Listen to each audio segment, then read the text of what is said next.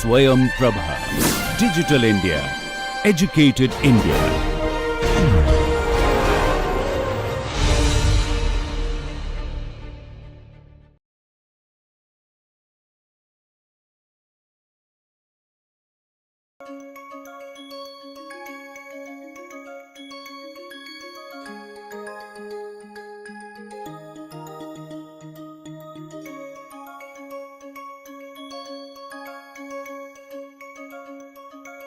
Namaskar, I'm Devdip Purkayastha from the Indian Institute of Technology, Bombay. Welcome to my course, Business Fundamentals for Entrepreneurs. This is module 19 about business types and business models. But before I get into the module itself, just to remind you of the course flow and the topics for weeks 9 to 12, which you can see on the screen. So in this module, we'll talk about what are the business types, and then get into what is a business model, and then look at a couple of model types or model architecture, like the value chain model and the business model canvas. And then we'll look at a very important aspect of the model, which is the customer pricing or revenue model. And then we'll talk about pricing strategies and also how to create a whole new business model which will disrupt existing models. So we'll start with types of business. There are several types of business. The first type is what is called the commodity business. This is one of the earliest forms of business. And commodity basically is mass produced, naturally produced, unbranded kind of products. For example, rice, wheat, or iron, coal, iron ore, coal. So these are commodity business types. Companies which trade in commodities, like I said, rice or iron ore, any kind of ore, or crude oil, are said to be in the commodity business. And we'll look at a few examples after that. Manufacturing businesses are businesses which create a product based on raw materials which could be commodities. For example, a chocolate, which you can have and I can have sometimes. The chocolate, which is a manufactured product, will use commodity products like milk or sugar or cocoa or some spices or flavorings.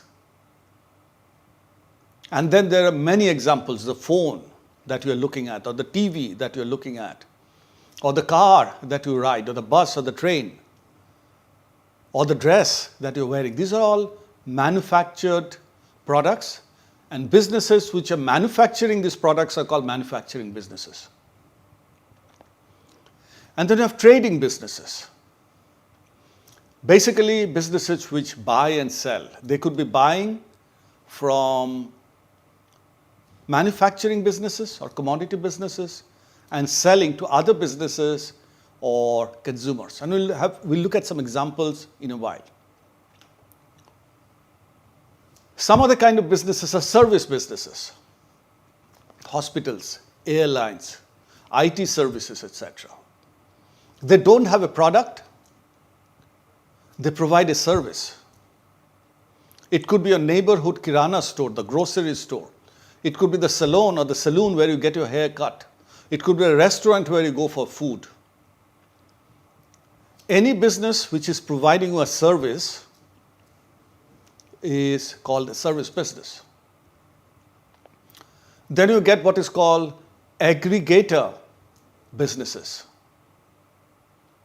These are basically platforms which at the back end collect lot of products and in the front end connect them to the customers. So they may not actually make any product, they may not actually own any assets, but they are a software platform where many customers can come and buy from many different suppliers, many different products. So these are aggregator platform. We'll look at examples of each of these in a while. And then you have not-for-profit business. So most companies will work for profit. They'll try to sell at a profit and then pass on the profit to grow their business or give it back to the shareholders. But there are companies, and you look at examples, which are operating for social work. They may make some profit, but not extraordinary profit. Their primary motive is not necessarily making money. Their primary motivation is to serve society or do something good. And that's why they're called not-for-profit. So let's start looking at some examples. Let's look at a commodity business. These are companies which are dealing in commodities. They're producing those commodities. How are they producing it? So business which is, let's say, in the rice or the wheat or any crops or vegetables, they're growing those cereals, those crops, those vegetables, those fruits. Companies which are in the mining side, they're taking the ores out of earth, Mother Earth. As I said, ores, coal, etc. It also could be semi-manufactured commodity products. For example, sugar is a commodity which is sold in bulk, consumed in bulk, often unbranded, but it is made out of sugar cane. So in the Indian context or global context, some examples are the oil companies. Many of you have a car or a two-wheeler and you will be filling up from a petrol pump. And there are companies like Indian Oil or HP or BP which have pumps and which you can go to the pump and fill your car up. So they're trading in a commodity called petrol or diesel. Similarly, you've got aluminum companies, Nalco or Hindalco, which are dealing in, let's say, aluminum. Tata Steel is dealing in steel. They take the iron ore, make steel out of it, and steel is a commoditized product. Globally, you've got companies like ExxonMobil, which is also a large petroleum company. We have ONGC, which takes the crude out of the oil wells in the sea or on the land, and they supply it to the refiners. Then we've got Reliance Petroleum. And then you have the large global mining companies like BHP, etc. So these are all commodity businesses.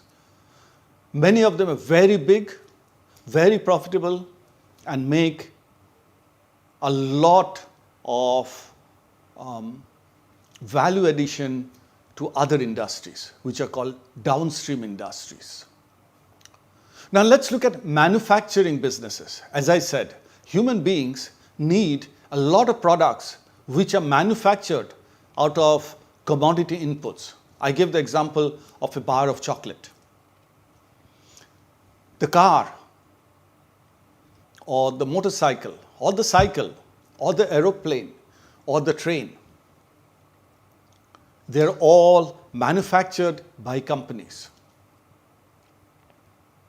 And these companies have layers and layers of suppliers which are feeding in either commodity products as raw material or semi-commodity products, semi-manufactured product. So a car manufacturer may have tier 1 suppliers which give them the seat or the engine or the harnessing, which are the wires, or the mirrors or the dashboard or the sensors and the instruments. So these are the tier 1. And then the tier 1 may be getting supplies from tier 2 suppliers, which may be raw material like steel or rubber for the tires, etc. Some example, Tata Motors or Toyota or Suzuki, General Motors. These are very large automotive manufacturing businesses. They're large, very large two-wheeler business like Bajaj Auto. The phone that you're using, the companies who are making those phones, either Apple or Samsung. If you're watching this on an LED screen, LG or Samsung is manufacturing that. The dress that you're wearing is made by some company, a shirt manufacturer, a pant manufacturer, a suit manufacturer. So these are all manufacturing businesses. Let's look at some examples of trading businesses. Trading businesses are basically buying in bulk commodities or goods in bulk and selling it to other businesses either in bulk or to one-off retail consumers or customers. So if you're selling it to retail consumers, it's called a retailing business. If they're buying in bulk and selling to big companies in bulk, it's called a trading business. So let's look at some examples. Tata International is part of the Tata Group, which buys a lot of products in bulk, like leather, metals, minerals, etc., and export it in bulk.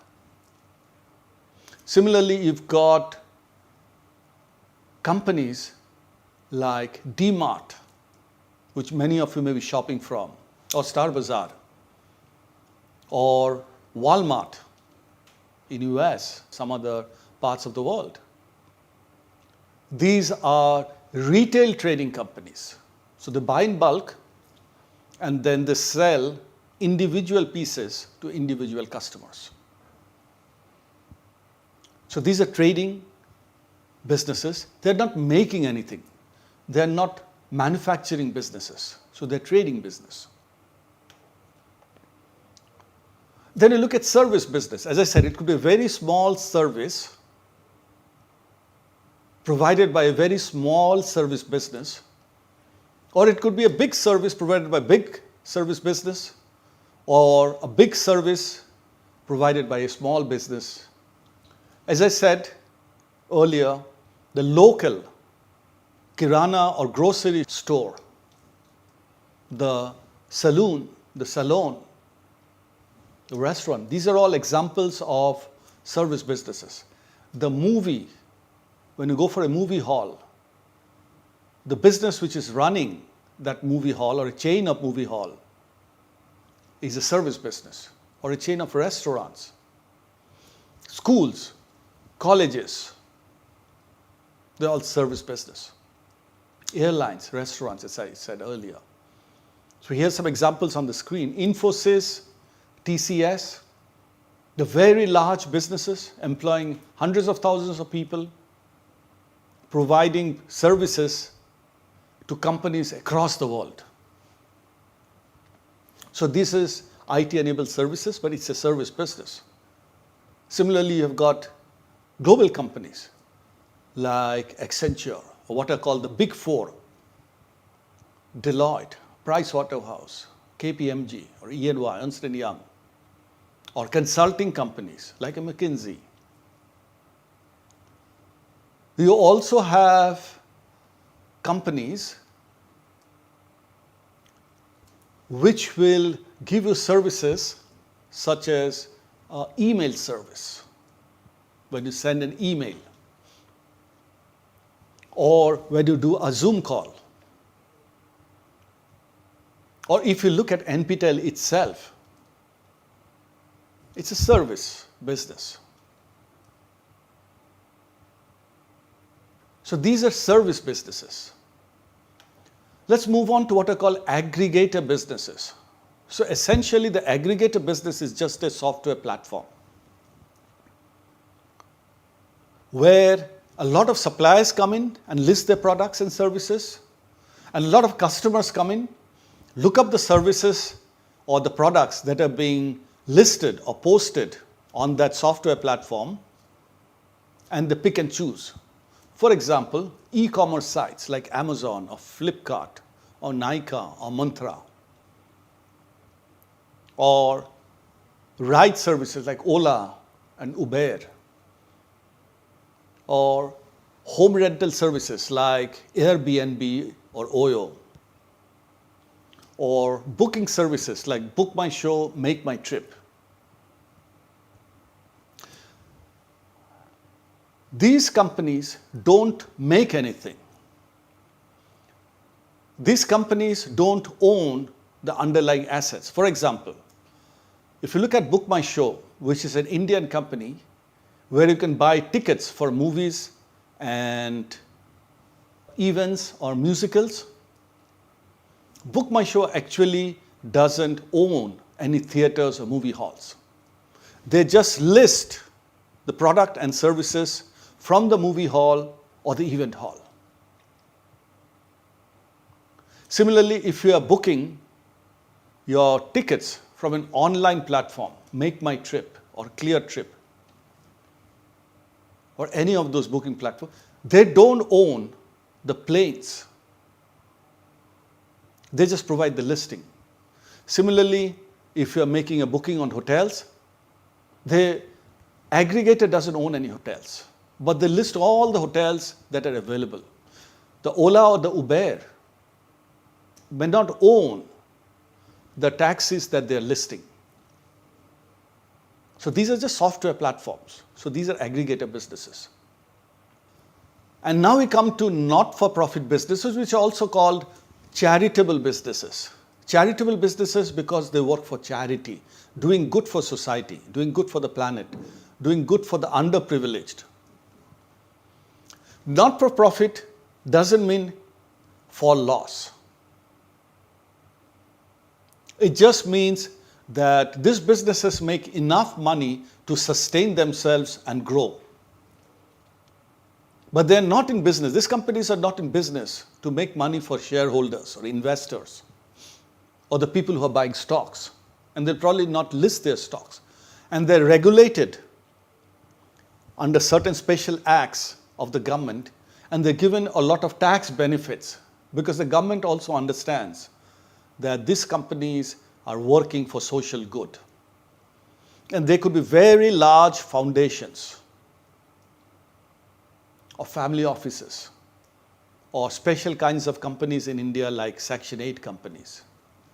So I've listed some of them. You may know many of them. These are also called NGOs. So Pratham in India. You've got Red Cross, which is very well known. You've got Enactus, which is a student social entrepreneurship community doing social good. You've got the Gates Foundation. Many large businesses have their own foundations. Many rich people, billionaires, create their own family offices and their own foundations to do social work. So these are not-for-profit, doing social good, but not for loss either. They're making enough money to sustain and grow. Now with that, I'd now request each of you to reflect for 3 minutes. Think of 2 companies that you know. Try and understand what business they are in. Are they manufacturing? Are they commodity? Are they service? Are they an aggregator? Are they not-for-profit? And for your learning purpose, compare the 2 business types of the 2 companies that you know. and see what are the differences and what are the similarities. You'll find that businesses have many similarities. They all have people, they all have managers, they all have offices, they all have IT infrastructure, they all have to raise some money and spend some money. So they all do accounting. So there are many similarities across businesses. But the purpose of the business may be different, the nature of the business may be different, objective and strategies and action plans may be different. So think about two companies, two different types of businesses that they're in, and try to list down what are the similarities and what are the differences. Write it down in your course journal over the next 3 minutes.